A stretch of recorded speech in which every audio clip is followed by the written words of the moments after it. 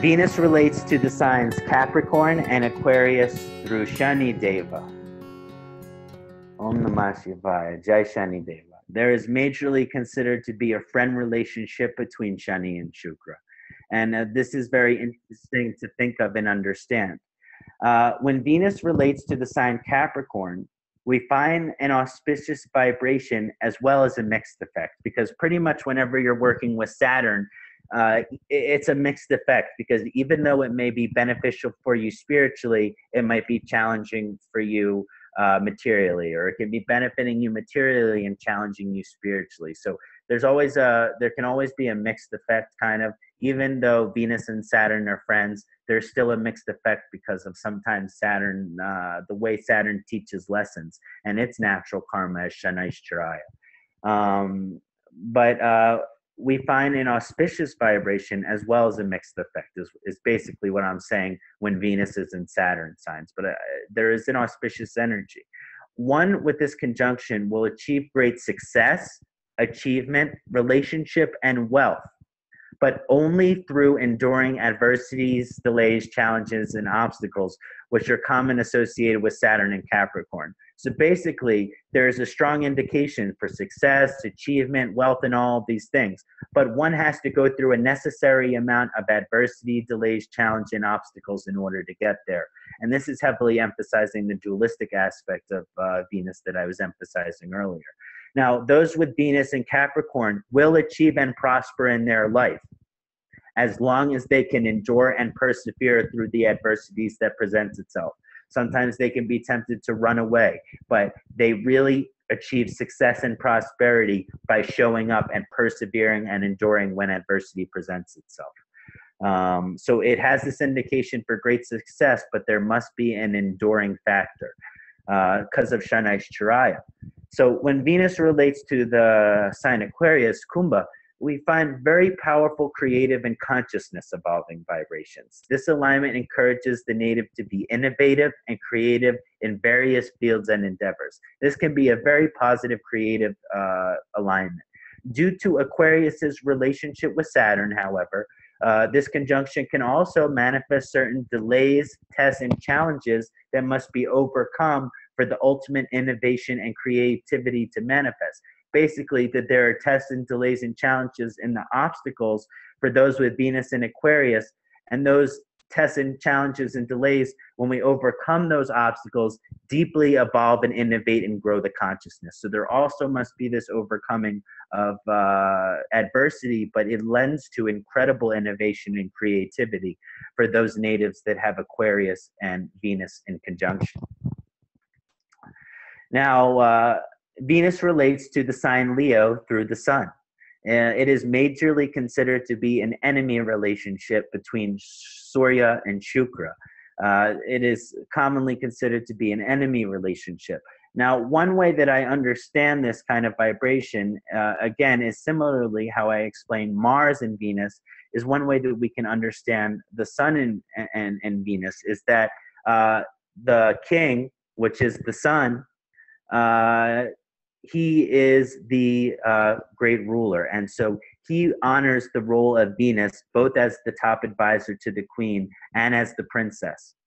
But Venus, in her role as the top advisor to the queen or the princess, does not much care for the king, because first of all, she's the top advisor to the queen, A, not the king, and B, that she's the top advisor to the king, and that is really important, that she would not necessarily always align with the energies of Surya. Now, when Venus is within Leo, it creates a powerful mixed effect of both auspicious and inauspicious energies. This contains positive energies and difficult or challenging energies, potentials within it. Whenever Shukra is in a fire sign or in conjunction with the fiery planet, it becomes aggravated, aggressive, and uncomfortable. It also, from an Ayurvedic perspective, Tejas burning Ojas. It also aids and allows for great power, strength, and leader-type charisma. Those with Venus and Leo can have these powerful, artistic, leadership, charismatic energies. This conjunction embodies strong personality with the profound potential for class elegance, self-confidence, and a leader with profound charisma. In the social, artistic, and romantic arena is where they really shine. Challenges invoked by this conjunction, however, include an overemphasis on the ego. There can be a really strong ego with those natives that have Venus and Leo. They can struggle with and again, this is important in the self-knowledge and the self-promotion and the self-growth. But again, there could be an overemphasis on the ego with this conjunction and the individual's will. I talked about when Venus and when Venus and fire are together, it can cause selfishness. And so this can also cause somewhat of a vulnerability to selfish disposition, as well as arrogance, vanity, and a dominating personality. So I really want to cover both the positive, inauspicious, and auspicious aspects of the Sun and Venus. Now, Venus relates to the sign Cancer through the moon, and this is also majorly considered to be a enemy relationship, but also some astrologers consider it to be a friend relationship. Now, as the top advisor to the queen, there would be a very important karmic relationship there. But Venus is much more refined than the queen. Venus is much more sophisticated than the queen, than the moon. And so as far as the enemy relationship, one of the ways that I can kind of understand that enemy is the top advisor to the queen, first of all, is always working, is always advising, and so the queen is her boss. And so who normally likes their boss? A. B is, with the energy of the queen, is that Venus is like the princess and this refinement and sophistication, and the moon can be indulgent. The moon can be over emotional, and Venus is too refined or sophisticated for these qualities. When Venus is within Cancer, it creates an intense mixed effect of both auspicious and inauspicious energies. The combination of these female energies creates a very powerful sense of love and devotion. So this can be very powerful connection to the Divine Mother, powerful feminine vibration. It also allows to be very unconditionally loving and caring to all humanity.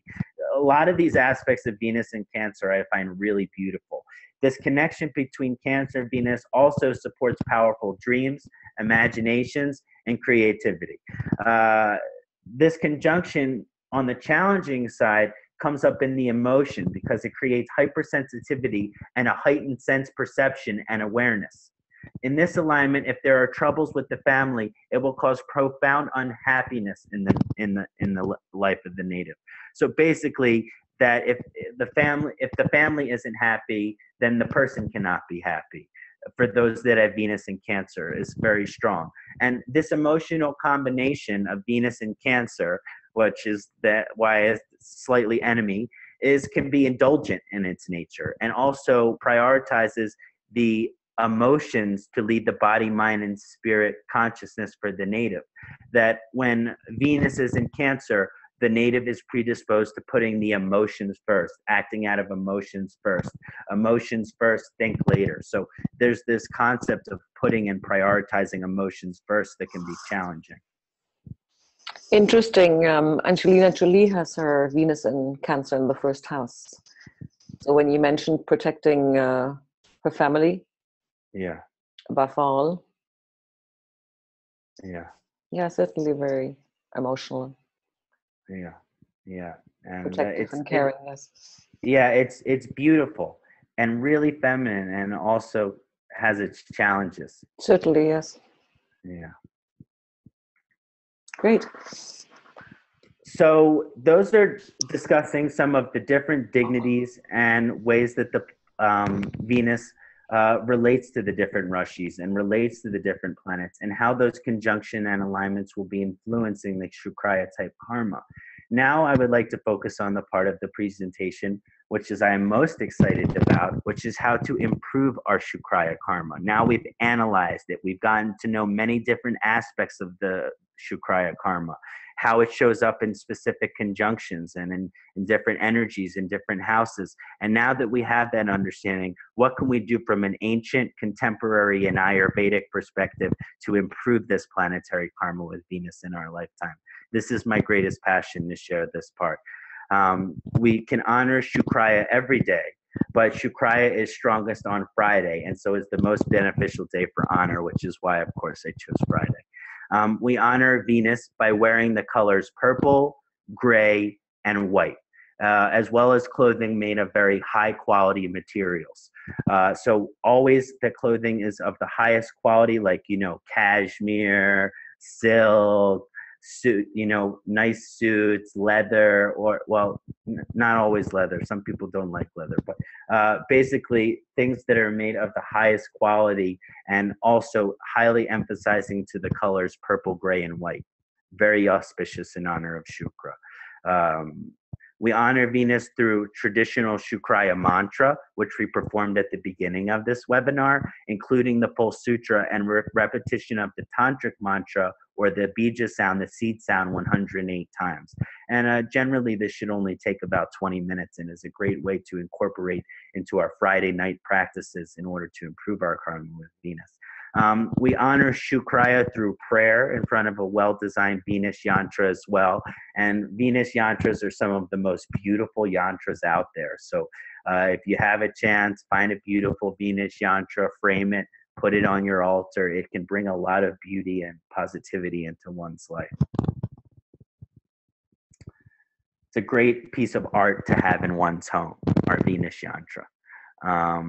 Now, we honor Venus by wearing the gemstones diamond, white sapphire, and white topaz set in a silver setting on the ring finger. Sometimes it's worn on the pinky finger. Most commonly, it's worn on the ring finger. And the primary gemstone is diamond.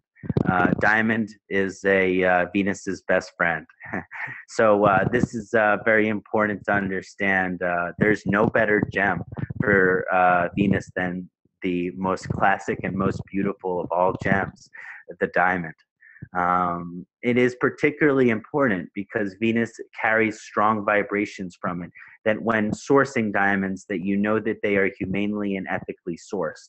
This is just a small point that I like to make because the Shukriya contains these energies that you might pick up on. It's important because many diamonds come from countries where there is war and blood because of diamond.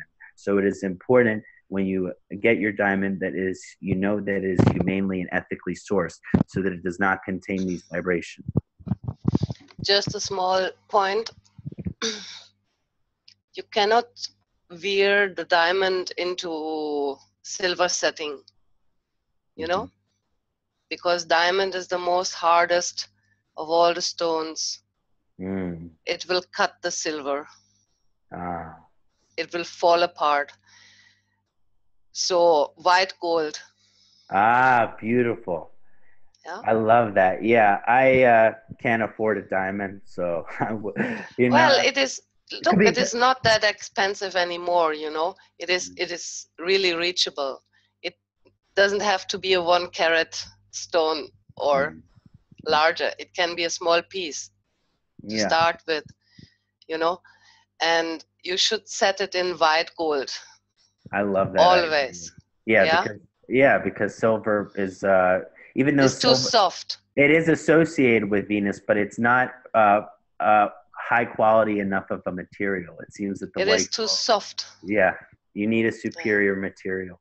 I thank you for sharing that. Most welcome. Yeah, and so white topaz is a very inexpensive Venus gem, though. So for those that are trying to afford an affordable Venus gem, white topaz is very affordable. It should beautiful. It comes from Brazil naturally, unheated and untreated. So I love the Brazilian unheated topaz for Venus as an affordable gemstone. It has to be clear. Now, one of the things that's interesting is that the gemstone with Venus, when you're just working on Venus karma alone, has to be a very pure diamond, has to be a very clear topaz, has to be very, very white sapphire, has to be a very beautiful, brilliant diamond. But depending on some of your other karmic aspects, let's say Venus is conjunct with Jupiter, well, this would show that it might be more beneficial for you to have a yellow diamond. Or if Venus is conjunct with Saturn, it might be most beneficial for you to have a black diamond. These are just another interesting interpretation of potentially, because diamonds come in many different forms and colors. If you have Mercury and Venus, maybe you have green diamond. So there are these energies that you can also work with diamond, and depending on the aspects and conjunctions in your chart of Venus, these different forms of diamond. But one should go for diamond and not for the other stones, because they have a different, every gemstone in this world has a particular structure of the mineral aspects inside. And the structure of a topaz and the structure of a sapphire and the structure of a diamond, they're entirely different. Some are rhombic, some are cubic, some are triangular, you know? Yeah. So this is really different, and they support different aspects. Yeah, definitely. There's nothing, yes. As mentioned, diamond is a Venus's best friend. Yes. So go for a small one, but go for a diamond if you want to wear a stone. Yeah. Small, tiny. Yeah. It may lead you to a bigger one itself. Ah, that's beautiful, because of the Lord of Wealth. Yeah. So again, just to kind of go over some of my studies and beliefs as far as wearing the gems, that is traditional to be worn on the right hand for a man and the left hand for a female. But it's also common to wear the gem on the right hand when you are increasing an overall energy that is already benefic, but you wear on the left hand or the non-dominant hand when you are specifically trying to decrease a malefic energy. Again, this is just one theory in terms of gemstones and how to wear them. So if your Venus was debilitated, I would generally encourage to wear it on the non-dominant hand. But if Venus was in a better position, maybe on the dominant hand. So what if Venus is, what if the left hand is the dominant hand? Then you wear on the non-dominant hand. Yeah. Reverse. Okay. Yeah. So it has to do with like the Ida Pingala Nadi and which side is dominated for the individual. And if you're naturally left-handed, then if you want to decrease malefic, you would wear it on the right hand. Okay, that is thanks. Yeah, because the left-handed are indicated to that side of the nadi. So we also honor Venus through honoring Lord Indra, Sachi Devi, wife of Lord Indra, and Lakshmi. These are the three most commonly associated in my studies with honoring Venus and Shukriya karma. So we improve our karma with Shukriya. One of the best ways that we can improve our karma with Shukriya is through a lifestyle that allows for full maturity, refinement, and sophistication of the senses, Indriyani. So basically, one of the best things that we can do to improve our karma with Venus is refine and sophisticate our senses.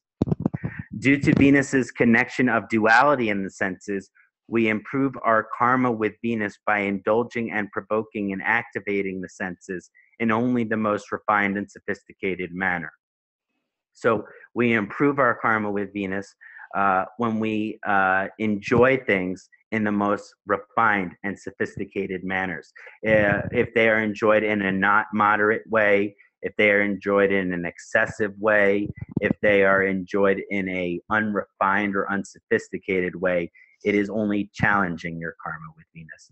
Venus karma is only improved when we enjoy these things in the most sophisticated and refined of ways. And so basically, to summarize that, we honor Venus through emphasizing quality over quantity. That's why, Inge, I love what you said. Most important thing, get a small diamond over these other gems. Of course, because Venus emphasized quality. It doesn't, whenever we are talking about Venus, it is so important that we always emphasize quality over quantity. And usually some of the challenging karmas with Venus is when natives emphasize quantity over quality. this can be very challenging to the Venus type karma because it doesn't allow for the maturity or growth of the Indriyani senses, Lord of the senses. For example, we honor Venus through the enjoyment of foods of the highest quality, emphasizing natural, organic, and foods of the highest quality. For example, we honor Venus through a glass or two of extremely nice wine or champagne. I am a firm believer that Venus would like you to have 1 to 2 glasses of really high quality wine or champagne. But we lose that honoring of Venus when we intoxicate or consume any substance out of moderation. So as soon as you've had the 3rd glass, you've automatically lost the potential to improve your karma with Venus. And again, you're just kind of creating more negative karma. But again, using these things in the proper way, improve the karma with Venus. We can achieve greater harmony with Venus when using the external world in a moderate and refined way to encourage pleasure, particularly of the senses. It says the Venus likes it when we use things to enhance an experience. But as soon as that thing that we're using to enhance the experience creates an experience or karma in itself, we lose the positive karma with Venus. So things can only be used to enhance. They can't be used as into their own, to create their own karmic experience themselves. We can achieve greater harmony with Venus when using this external world in a moderate way to encourage pleasure, particularly of the senses. This harmony is deeply disturbed when we indulge in these things in an unrefined way, whether it's food or wine. Whenever we overindulge or indulge in these things improperly, eat fast food, go to McDonald's, all of these things, very bad for the karma with Venus. Yes. Yeah, I mean, yeah, thank you, Bettina. It's, I feel like I just see, I'm driving through and I see all the people in the line at the fast food restaurant, and I think, oh my God, they have such tough karma with Venus to work through. Yes. So we improve our karma with Venus by emphasizing the beauty of life as it manifests in the fields of art, music, and entertainment. This is one of the most enjoyable and pleasurable ways to improve our karma with Venus. So we improve our relationship with Shukriya by devoting time, energy, and passion to the arts in all of its manifestations.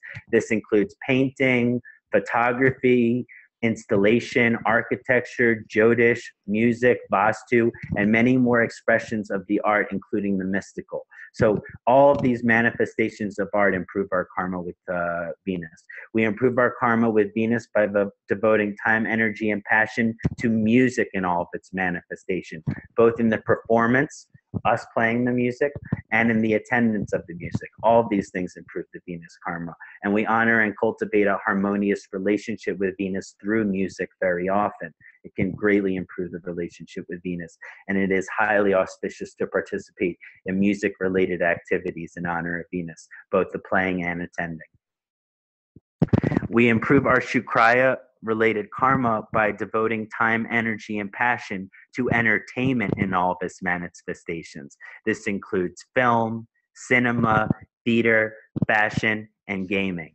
It will greatly improve our karma related to Shukriya to emphasize these aspects and honor these aspects of entertainment in one's life in a refined and sophisticated fashion. It's a very auspicious and enjoyable way to work with Venus, is to explore art, music, and entertainment in all of these ways. We improve our karma with Venus by refining and bringing spiritual evolution to our relationship with money and wealth. We talked about all of Venus's karma's indications in its relationship to wealth in our life. This means we improve our karma with Shukra by having the proper spiritual relationship and understanding with money and wealth. This means to not overvalue money or to give too much weight or influence to money in one's life. So money cannot be the dominated factor in one's life for those that are trying to really improve their karma with Venus, to not overvalue it. There are things that are more important than money, but money is important. And this is also to not allow money to control one's intentions, ambitions, or motivations. So to not allow money to be the primary determinant in one's intentions, ambitions, and motivations. This is also another way to improve our karma with Venus. But at the same token, this means to not undervalue money, and therefore to be able to accumulate finances and money through understanding its necessity in our world, and particularly in this time of the Kali Yuga. The Kali Yuga is the time of money. It is the time of the dollar. They say, you know, on the dollar bill, it says in the United States, we believe in God. But really, I think there's more of a belief in money sometimes in the world. And that money is actually almost an idolatry before God in the world that we live in this Kali Yuga. So we can't overvalue money, but we cannot undervalue money. And this proper relationship and cultivation with money is heavily improving to the karma with Venus. So we honor Venus by using money and treating money with the utmost refinement and sophistication, which means that we spend money properly on only the most refined, sophisticated, and items of superior quality. So basically, you can't spend money on things that don't have quality. I say that to not spend it on frivolous or unnecessary things, to spend the money properly on the things that it is needed for, and that are things that are of value, of high quality. This is important. And the Venus karma is also improved by our ability to save money at necessary or important times. People with debilitated Venus and challenged Venus karmas, they spend money very quickly and also have challenge making money. So Venus karma is always improved in our ability to save money at necessary and important times, to not spend money when we should be saving it. Oh, yes. Well said. Good point.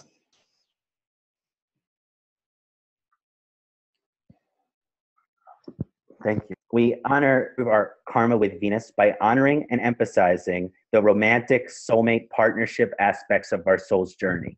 So another way that we continue to improve our karma with Venus is to explore this this energy of romance, soulmate partnership, no matter how many divorce you go through, no matter how many breakup you go through, no matter how many heartbreak you go through, that it's still presenting an opportunity to improve your karma with Venus if you are willing to go out and put your heart out there again. This means Venus karma is greatly improved and made more auspicious by emphasizing the devotional and spiritual nature of the soulmate or partnership aspect of Venus. So we really honor Venus by honoring our partner and our devotion to that. Therefore, in honor of Venus, it's auspicious we go on dates with our partners or spouse. And even if we don't have our partner or spouse, it's auspicious to go on a date in honor of Venus.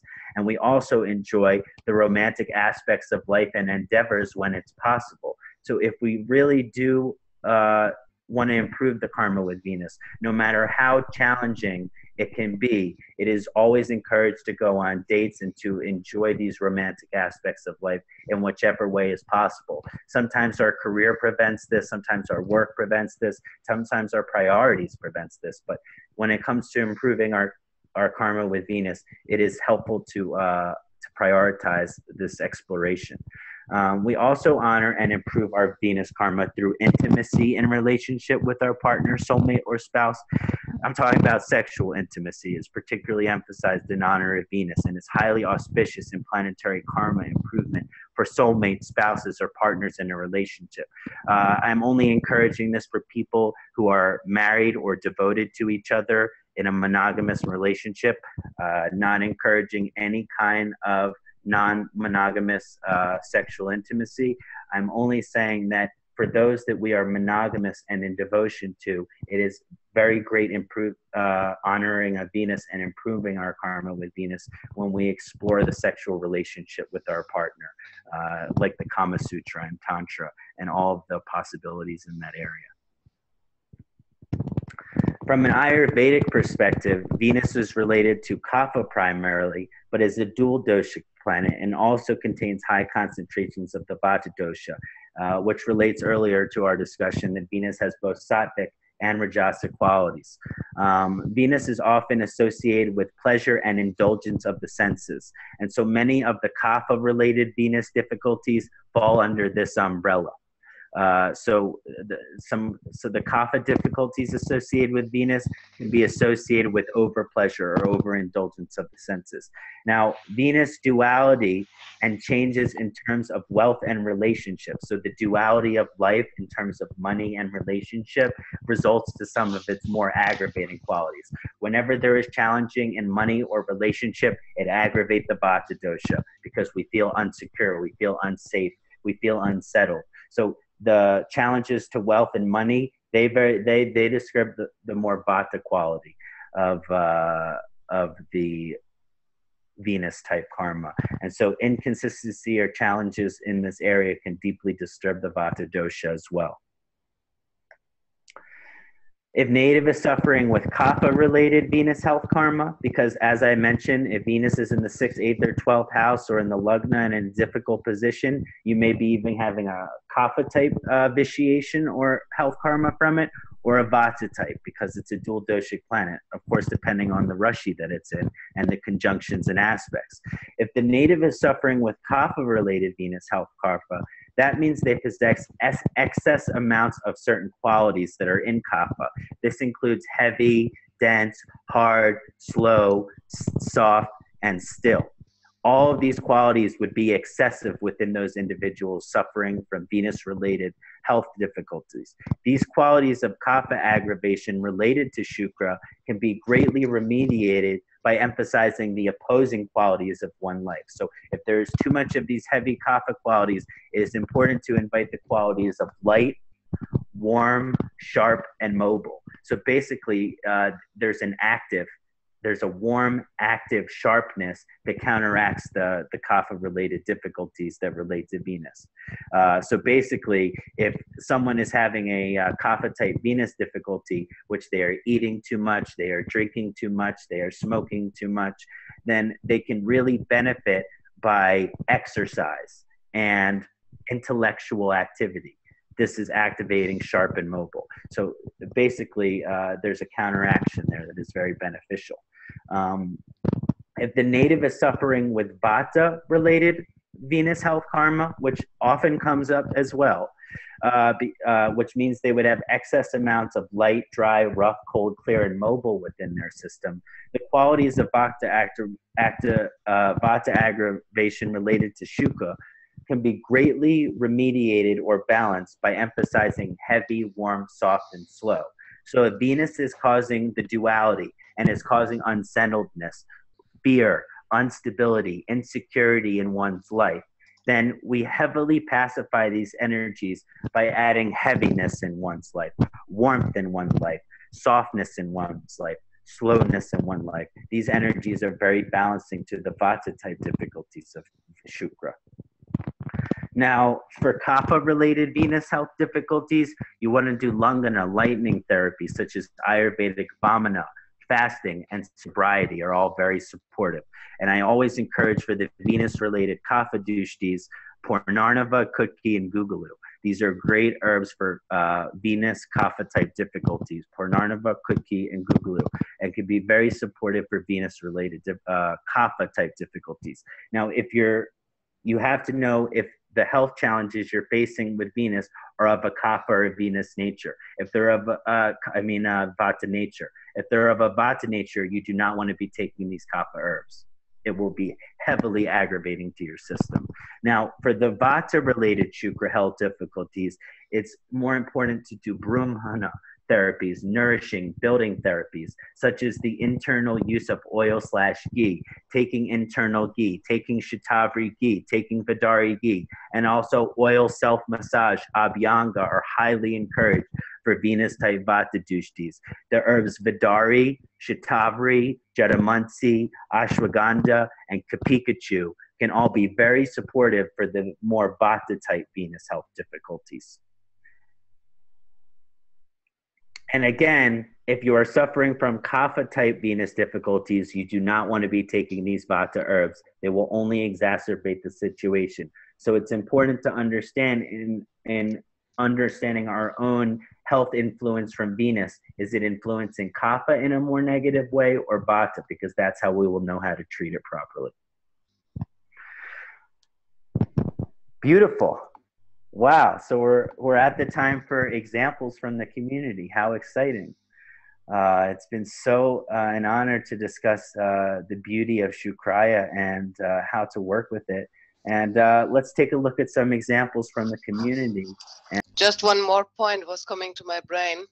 It is really a good humor is also very Venus-like.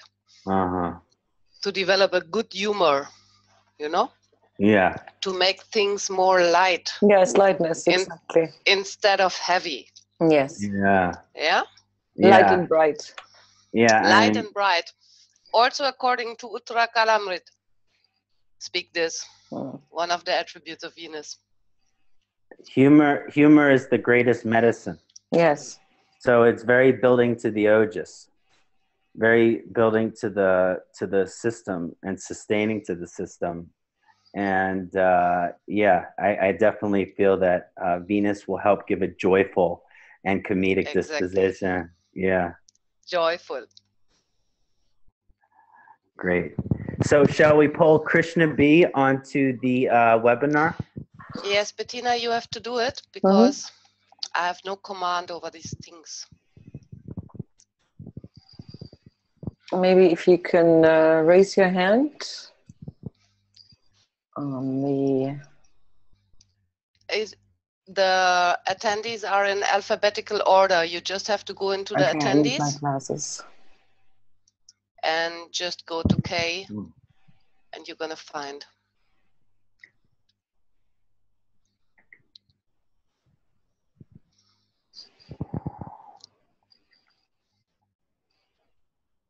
There's no K. No Krishna B? She didn't make it? No. No Krishna B? She's a maybe female. under a different name? Yes.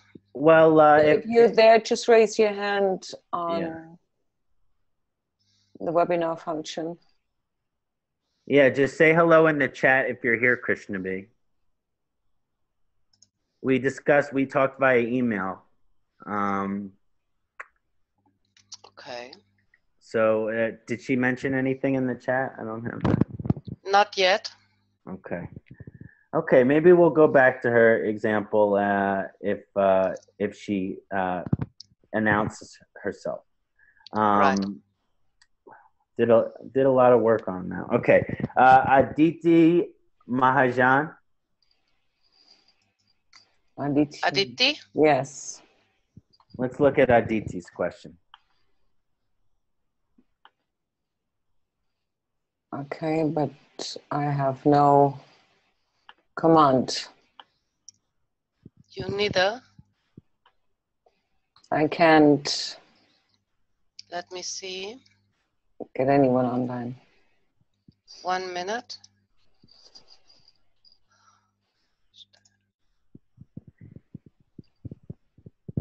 I made you host now. Try now. Yes, okay. Right? Mm-hmm. Great.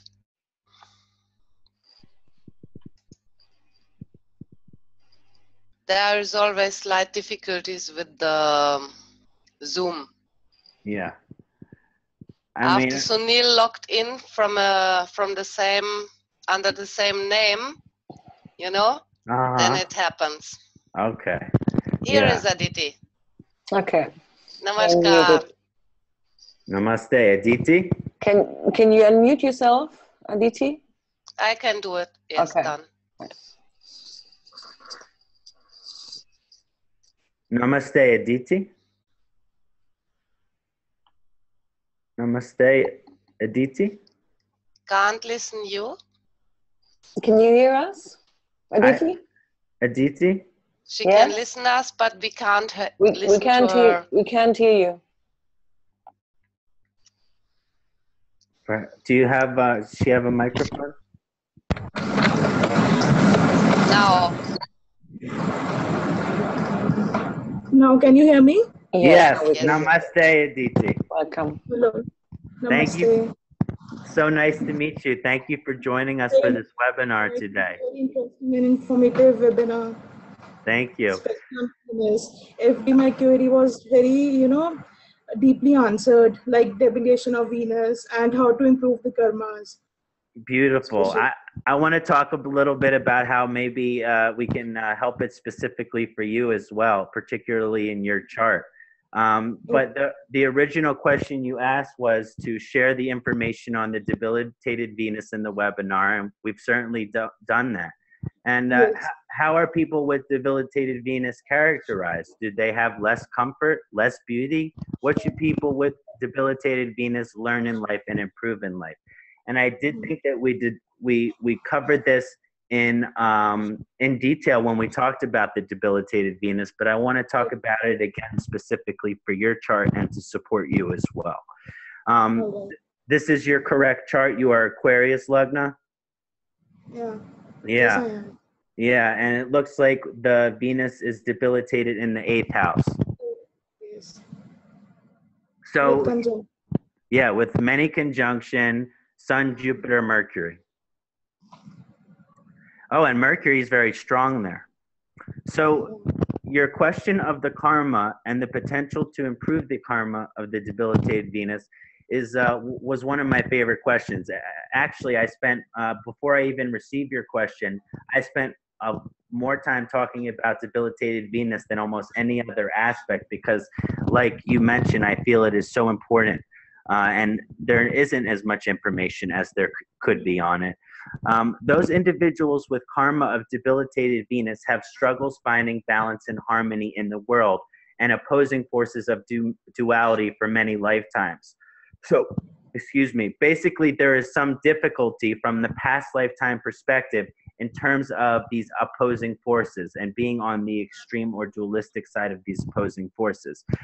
They don't necessarily have less comforts or less beauty in terms of quantity and accumulation karma, but more so will give too much spiritual or life value to those aspects of life. People with debilitated Venus need to focus strongly on a path of non-duality, Vedanta philosophy, which is a path of no extreme. This debilitation is naturally indicated to an extreme nature for many lifetimes.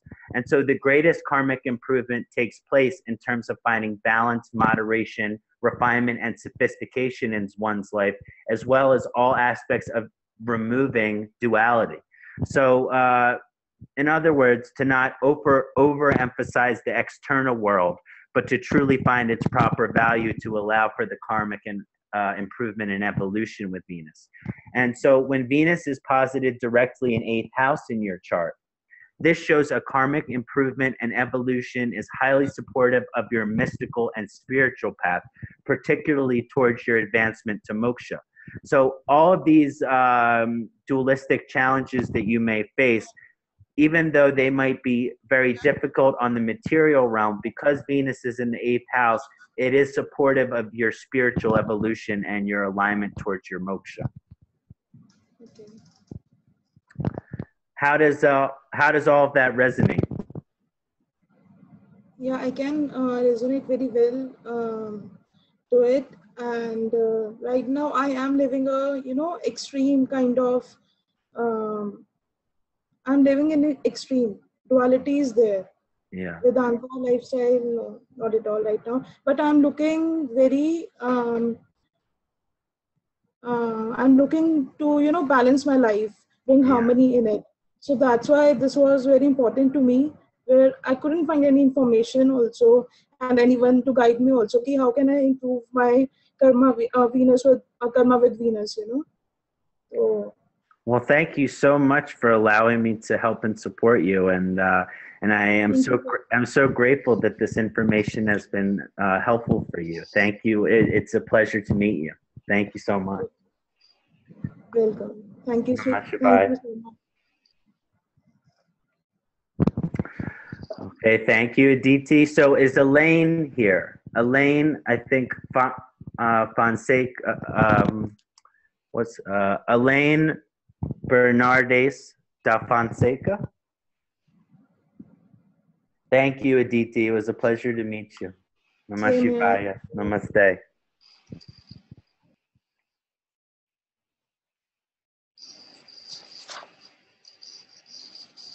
Sorry, who are we looking for, Elaine? Elaine Bernardes da Fonseca. Elaine, yes.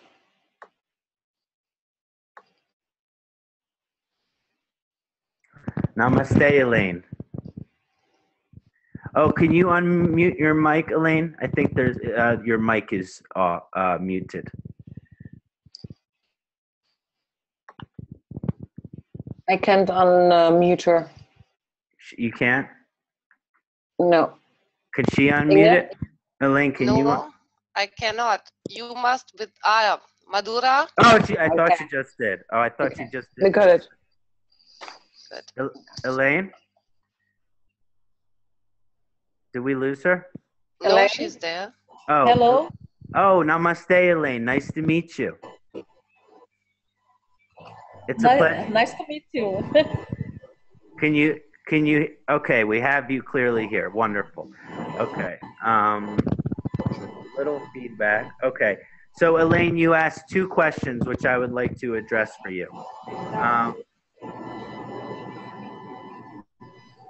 I want to know more about my moon Venus. Yeah, I definitely discussed that. So the 2 questions that you had sent in to me was one that you have Venus in Sagittarius in 4th and Moon in Sagittarius at 4.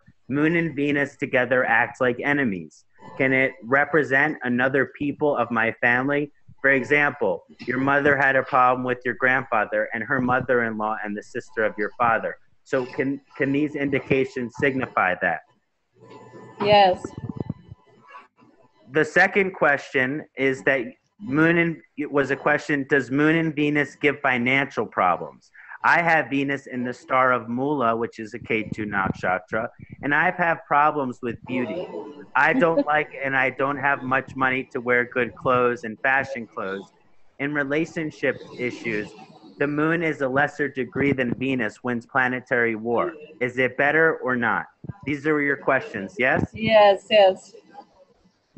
And I have you as a Virgo lugna with Venus and Moon in Sagittarius in the 4th house. Yes. Okay. So to answer your first question, yes, in a traditional context, the Moon and Venus are understood to have an enemy relationship with each other. It is not so much that the Moon does not get along with Venus, but more so that the Venus is too refined, sophisticated, and mature for the Moon's emotional-oriented and often indulgent vibrations. Definitely with Venus-Moon conjunction in 4th house, in fire sign, which is Sagittarius, can show conflicts between female members of your family, particularly those which relate to the mother and grandmother, emphasized both by the 4th house and the Moon-Venus conjunction in Sagittarius. So yes, your intuition was right. This can definitely cause difficulties between female members of the family. A lot of problems. Mm-hmm. And because they're so close, only 4 degrees apart, that will make that these challenges further emphasized. Like you said, it will kind of act like a war because these planets are so close. Now, Moon and Venus conjunction in itself without any other aspects does not necessarily indicate financial difficulties. When Venus is in Ketu nakshatra, since Ketu emphasizes moksha and Venus represents materiality, this conjunction can definitely emphasize your relationship with beauty, fashion, as well as finances and money. It is encouraging your moksha. Just a small 1 minute, Ksanati. Sorry, Elaine, can you please stop your background noise? You have a TV running there or something.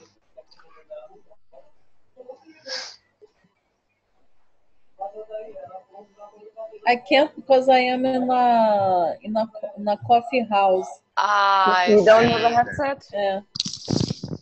Okay, sorry. Good. Then we have to do it like that. No problem. Okay. So it is encouraging your moksha in relationship to the outside world. And the 4th house is a moksha house as well, so this moksha is further emphasized. In this situation, I would not necessarily consider this war a war that is best understood in terms of a win and a loss. So I'm saying that I don't think the best way to understand this war is to understand who's winning and who's losing. Rather, these two very feminine planets are coming together and saying that the unconditionally loving emotional aspect of you, as well as the aspect of you which enjoys the beauty and pleasures of life, must be equally honored for your happiness and success in relationship and other aspects of well. So this is a challenge, but it's really about uniting these two energies. But Venus is losing the war. Mm-hmm. Because Moon is in lesser degree. Yes. And okay, thanks. Yeah, but I feel that it's more about the harmonization of bringing those two energies into balance with each other, both the external world and the loving devotional realm. Thanks, Nat. Thank you, Elaine. It was a pleasure to meet you. Om Namah Shivaya. Namah Shivaya.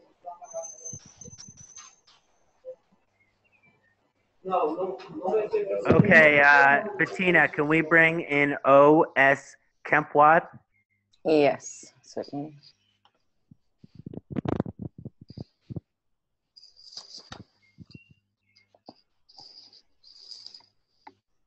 He says yes, or she, I don't know yet.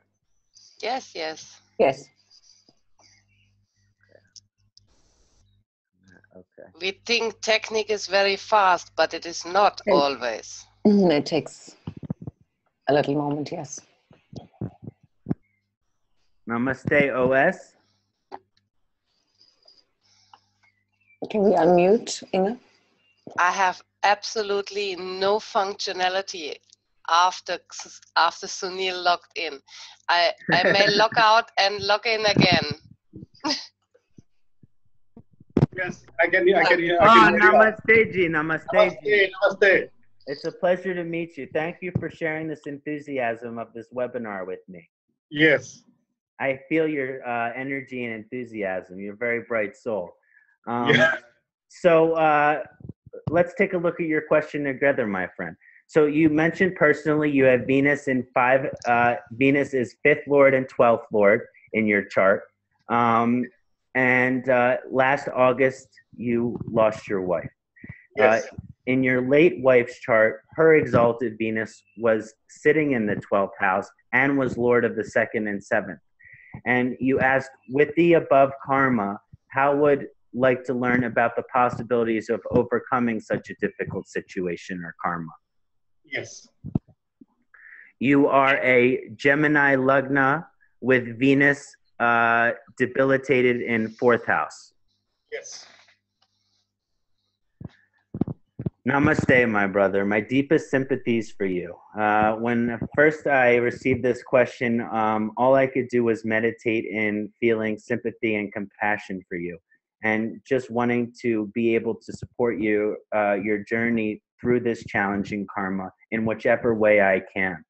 Now, Venus debilitated in 4th house certainly has significations or indications relating to becoming a widow or the loss of a spouse or a partner, because the 4th house is a moksha house. So the debilitation in the 4th house could definitely show becoming a widow or the early loss of your mother, and definitely has these strong indications. So it is certainly a karma that you can see in the chart. Now, debilitated Venus representing extremism and duality in the experience. So this becoming a widow is a very dualistic experience and a challenging dualistic experience. And the 4th house being a moksha house with Venus, signifying the partner as well. So all these points I'm saying that I do feel and see it strongly in your chart representing through your 4th house. As also Venus is the rulership of your 12th house. So in terms of remediation, the karma is severe, but can certainly be improved through lifetime despite the nature of the challenging nature of this karma. Your ability to enjoy life properly is going to be one of the greatest things to remediate this karma. And we talked about some of those methods, but for you, I was particularly emphasizing your ability to enjoy art, music, and entertainment, and all of the beautiful things that life has to offer. Maybe your late wife was able to appreciate those things, and it's harder to appreciate those things without her, but it is also still very important in terms of the remediation. This isn't always something a native is open to after becoming a widow, but it is also can be positive to be dating, the possibility of dating and the possibility of finding a new partner or being in another relationship. This is sometimes after we lose our partner, we do not want to be with anyone else for the rest of our life. But sometimes when we lose our partner, we can be open to the possibilities of us finding another partner. And this can sometimes improve this karma as well. So your ability to find balance and harmony, as well as enjoy all of the beautiful external aspects of life, and your openness to the future possibilities of future relationships can really help overcome and work through, which has been a very challenging karma, which I have a profound amount of compassion for. Again, my greatest love and compassion for you at this time. I hope that has been helpful.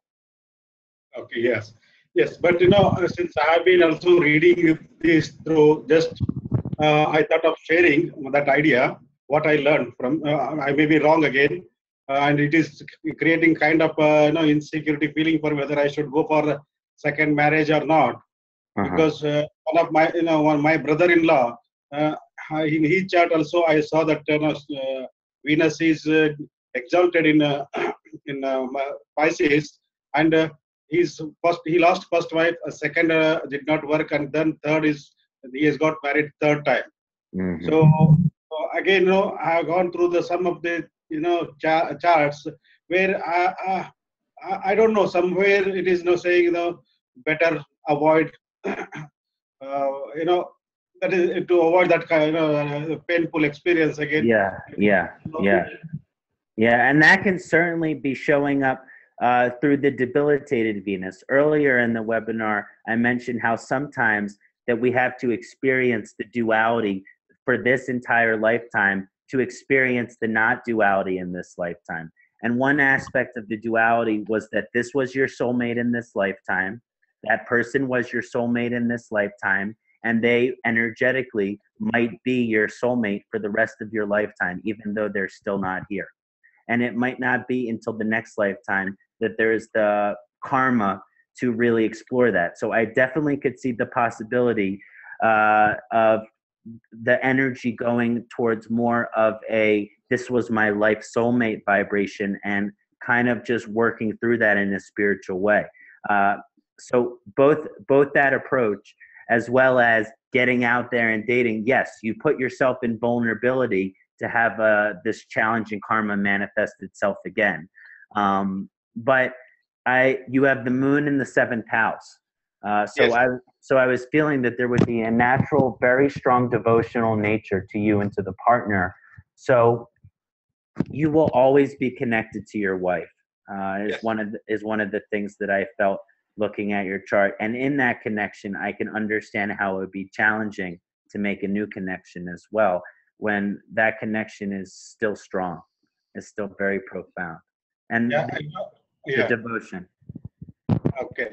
Now, one more thing I want to share with you, because now, since I'm moving into this space, there is a proposal, and I can see that in that chart, that Venus and Mars is in 12th house, because Lagna is Sagittarius, and there are many planets like only Sun, Jupiter, Mercury, and the Moon are in Lagna, and Saturn is in 6th house, Taurus, and Ketu is in 7th house, Rahu is in the 1st house again.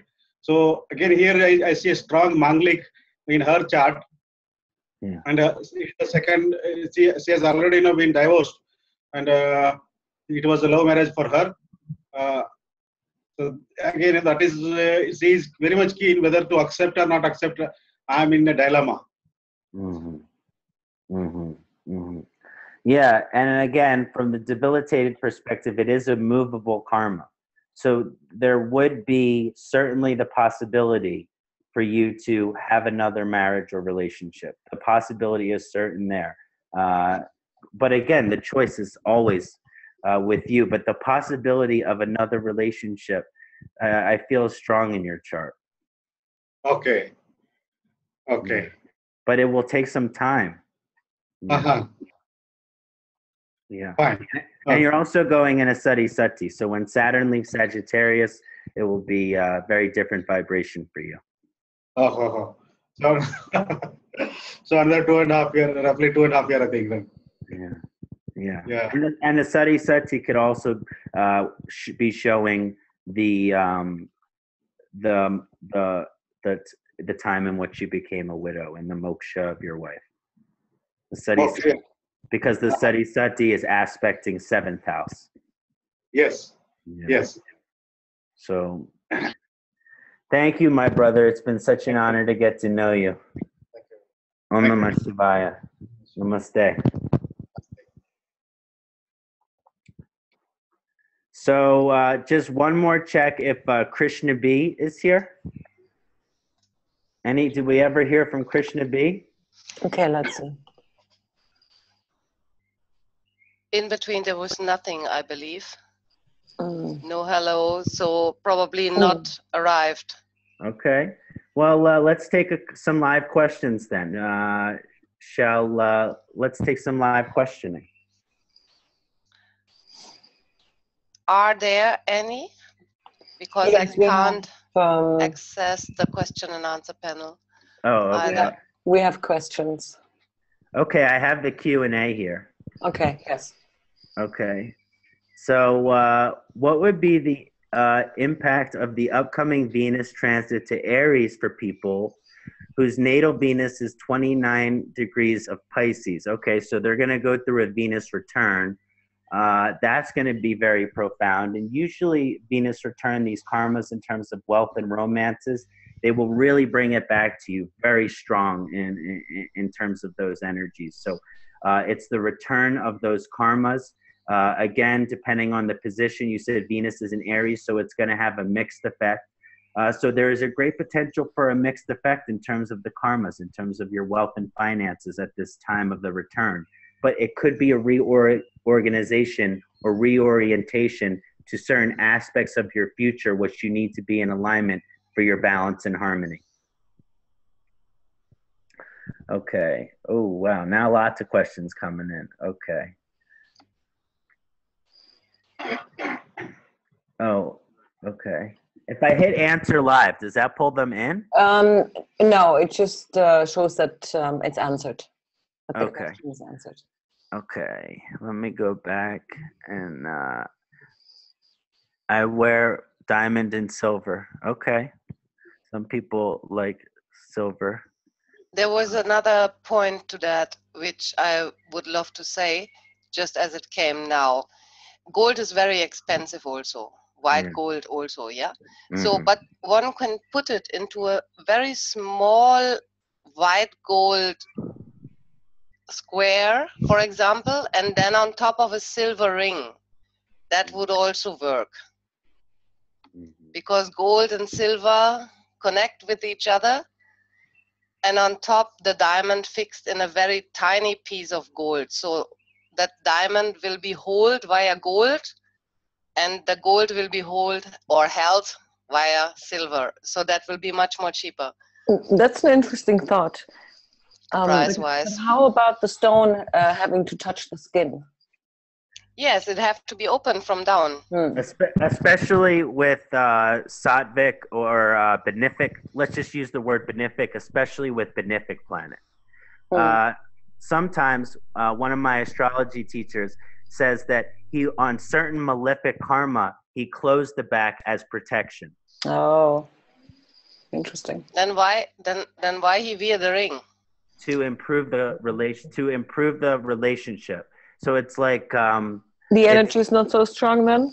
Yeah, it's more like like it's like it's like a homeopathic therapy. Yeah. Yeah, exactly. It's like symbolic. I was gonna say. Okay. Yeah. But yeah. So like sometimes with blue sapphire, hessonite, cat's eye, my teacher Mahadev, he says, oh, maybe you don't want it to touch the skin, so you don't need that extra energy. That is Saturn, Rahu, and Ketu. Yeah. All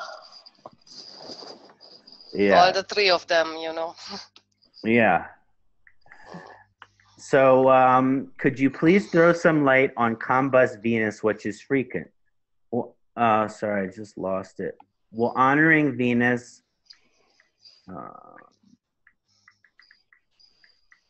I just have to open this up. Okay. Okay, so could you please throw some light on combust Venus, which is frequent, asked Ramakrishna. Will honoring Venus through music or arts help such a situation? So when Venus is combust, first of all, Venus and the sun don't necessarily have the most positive relationship. When Venus is combust, sometimes what that means is our desire, our individual will, our ego, our individual self, our desire for power, our desire for strength, our desire for success, that these things overpower the enjoyment of life.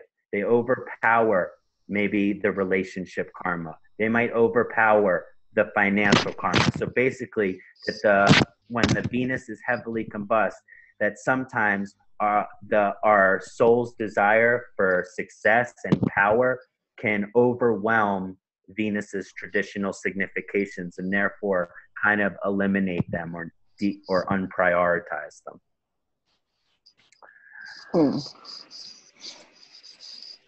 Okay. What would be the okay? Any other questions that are jumping out?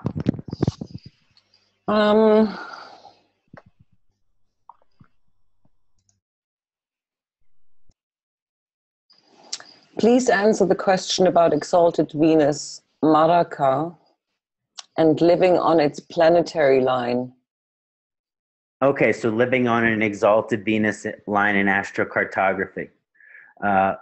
Is that the question? That's great. That's a great question. So Venus line in general for astrocartography is usually beneficial. Even people with the debilitated Venus, I find they do good by their Venus line. So the Venus line in general, it's a benefic line. Now, if Venus is debilitated and there are other malefic planets around there, it can be more challenging. But overall, the Venus line for the astrocartography is very benefic.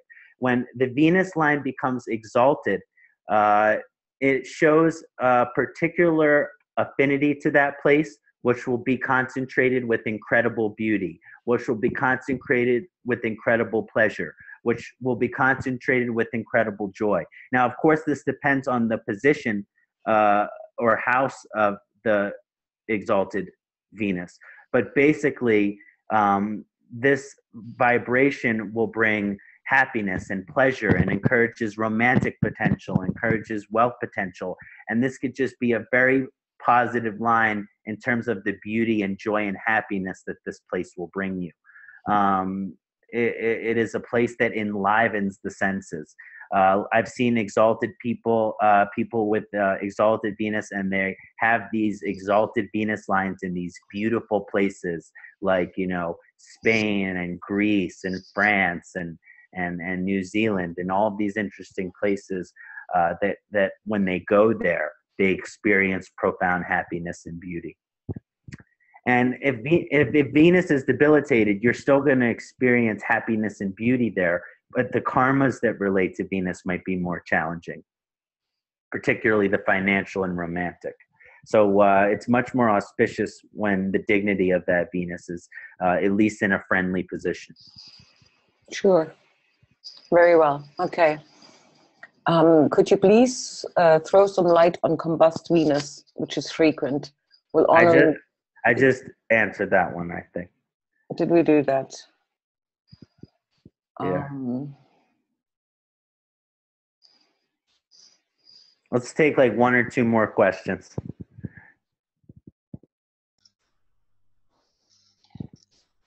What is the goal of the soul when Venus is Atma Karaka? Aditi asked. Beautiful. When Venus is the Atmakaraka, it has profound significations in a couple ways. When Venus is the Atmakaraka, we talked about this balance and harmony with every aspect of the universe. Well, when Venus is the Atmakaraka, it's going to be heavily seeking to put you in balance and harmony with all of the different aspects of the universe, and usually shows a soul that is seeking balance and harmony and emphasizing balance and harmony. Now, when Venus is also the Atmakaraka, it can show that there are certain challenges. Of course, it depends on the dignity and everything of Venus. But when Venus is the Atmakaraka, it emphasizes this experience of duality and the karmas of romance and wealth throughout one's lifetime. Because it emphasizes these karmas, usually they have to go through dualistic experiences as relates to these karmas. Now, if Venus is exalted in her positive position, they might have good financial karma. They might have good relationship karma. But basically, by having Venus as the Atmakaraka, it really prioritizes these aspects throughout your life. Great.